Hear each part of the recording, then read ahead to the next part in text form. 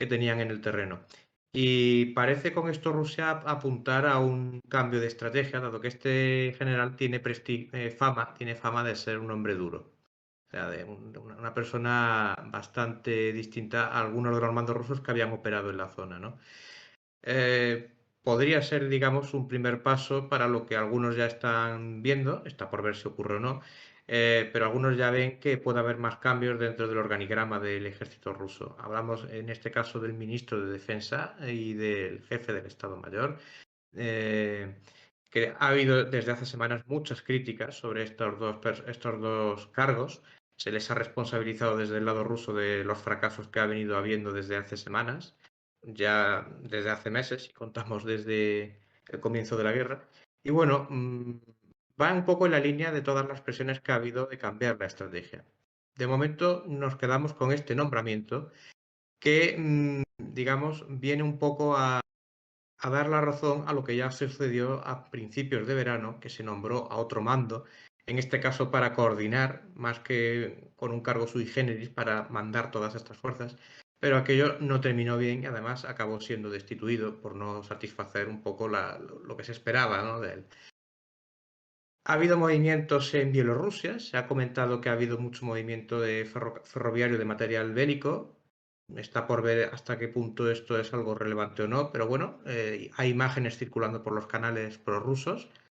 Eh, pero en cualquier caso, lo más importante de este fin de semana es lo ocurrido en el puente de Crimea. Ayer sábado, por la mañana, nos levantamos, la mayoría desconcertados ante el ataque que había habido contra el puente, ¿no? En un principio se llegó a decir que había sido un ataque que había destruido el puente. Luego ya se fue comprobando que, a pesar de la gravedad del ataque, pues no había resultado destruido todo el puente, ni mucho menos. Se atacó en una sección concreta. Hubo un vagón cisterna, si lo digo bien. Hubo un vagón cisterna que explotó justo cuando pasaba un tren en aquel momento. Y hubo también un camión procedente de la propia Rusia que estalló.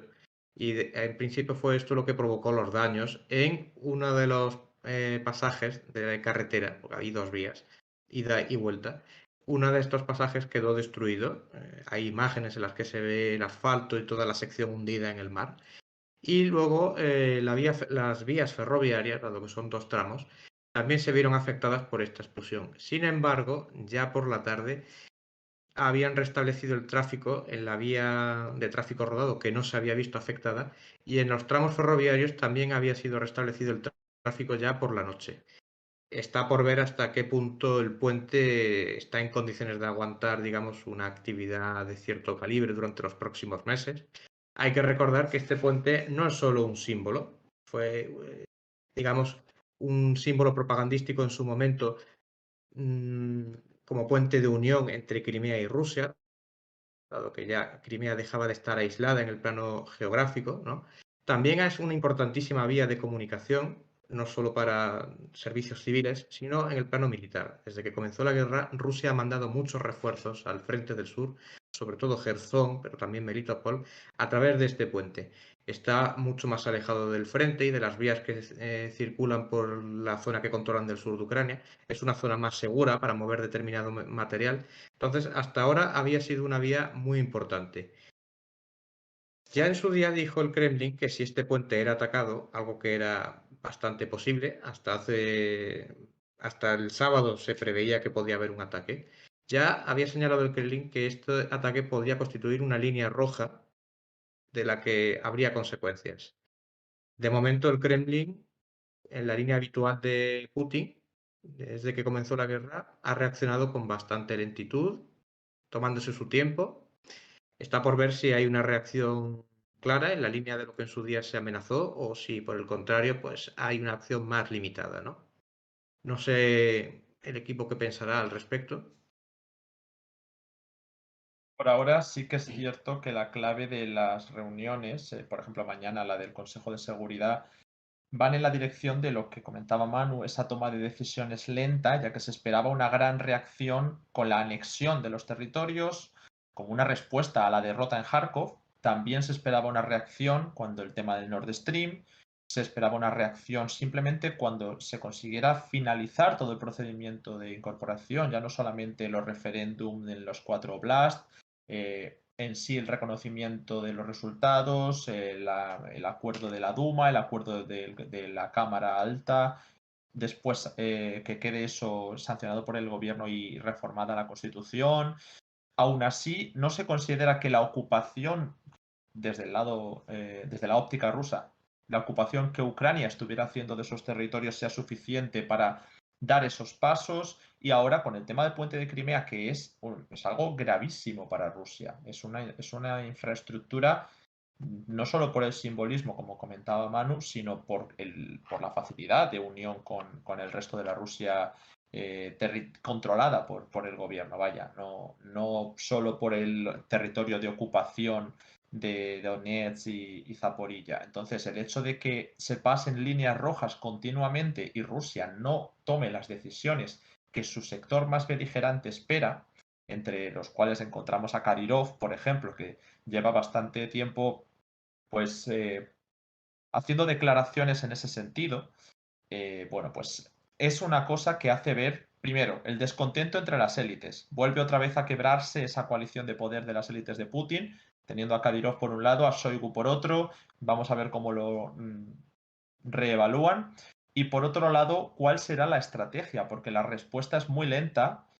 Parece como que está yendo a rastras de contentar a estos sectores después de cada fracaso en el terreno de guerra, hacia una escalada, hacia una guerra de verdad y no una operación militar especial. Veremos a partir de mañana si hay alguna respuesta. Los consejos de seguridad sí que suelen ser algo donde se debaten estas cosas, pero habrá que verlo. No sé exactamente lo que podemos esperar. Ya sabéis, Putin es una persona que lleva sus ritmos y no hace los anuncios cuando cabe esperar. De hecho, todas las veces que se ha anunciado rueda de prensa de Putin, o bueno, más bien comunicado de Putin, luego no era el calibre que se esperaba y aparece ese anuncio en otro momento.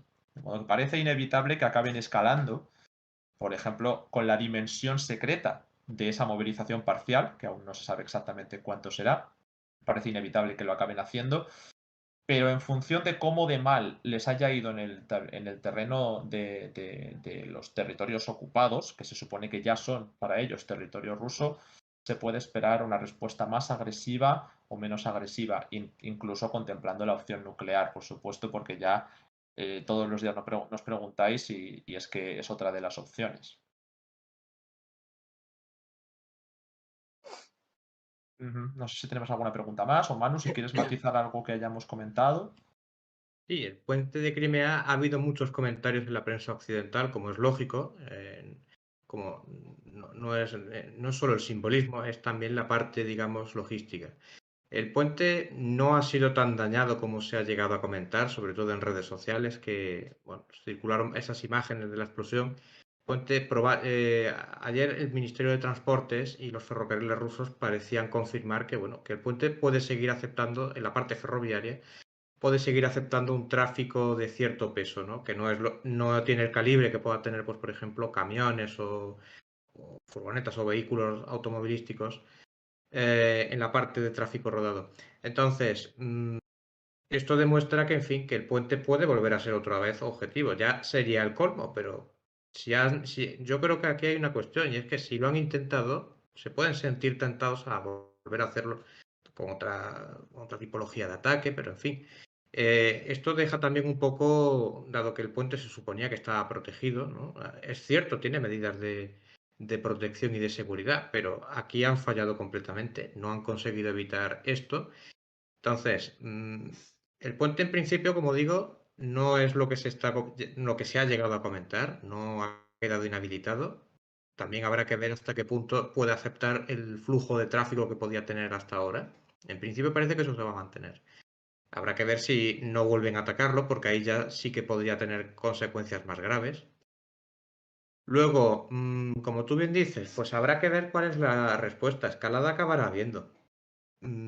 Se ha comentado mucho en los canales rusos sobre este nombramiento, ¿no? Sobre el nuevo comandante, vamos, el comandante de las fuerzas rusas en Ucrania. hay algunas esperanzas en algunos sectores por el bagaje que tiene. Esto ya ocurrió a principios de verano. Ya trajeron a un veterano de la guerra de Siria y había esperanzas en que, bueno, que esta persona que venía con un bagaje, que ya tenía, digamos, una experiencia militar sobrada, pues que podía, además que tenía una fama de ser de línea dura, ¿no? Podemos decir. Pero luego no acabó ocurriendo nada. Es verdad que la situación es distinta en este sentido. Ahora pues hay una movilización de reservistas. En principio se van a traer refuerzos desde Rusia. Bueno, esto cuando ya ocurra ya se verá. Entonces, en ese sentido, pues también habrá que esperar con paciencia si este nuevo nombramiento trae, digamos, una reorganización de la cadena de mando.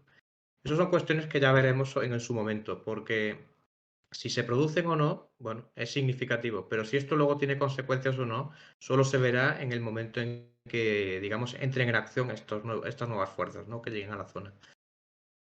Pero sí que es muy probable que venga una escalada en la línea de lo que ya conocemos de Putin, ¿no? Tarde, pero acabaría llegando en principio.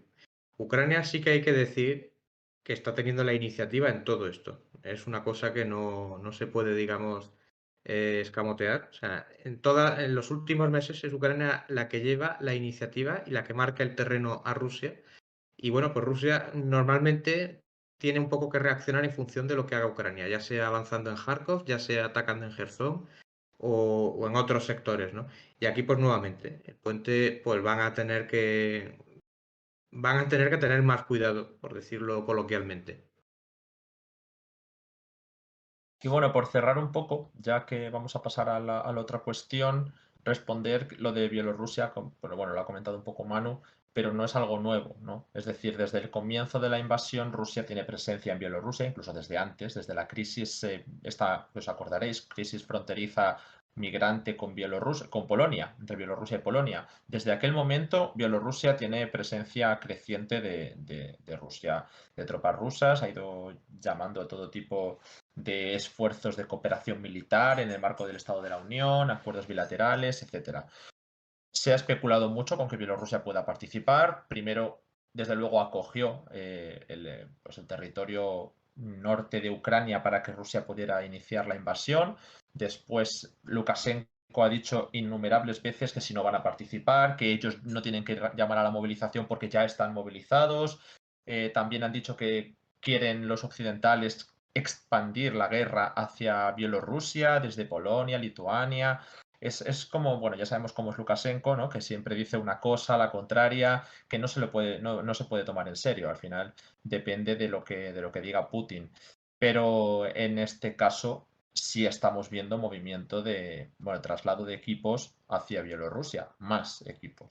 Ya hay presencia y es una posibilidad. No sabemos si lo van a acompasar al ritmo de la guerra que declare Rusia, si no van a participar, si sí. Esa posibilidad está ahí, ya lo utilizaron para la invasión. Se ha especulado con que Bielorrusia podría entrar. Desde algunas zonas del norte de Ucrania se consideraba que podía intentar distraer los esfuerzos del ejército ucraniano. Bueno, ya lo veremos. Todo esto son rumores, pero nosotros os contamos lo que hemos visto, que son los traslados de equipo. Y ya está. Creo que con esto ya lo podemos dejar. Si queréis, pasamos a hablar del siguiente de nuestros bloques.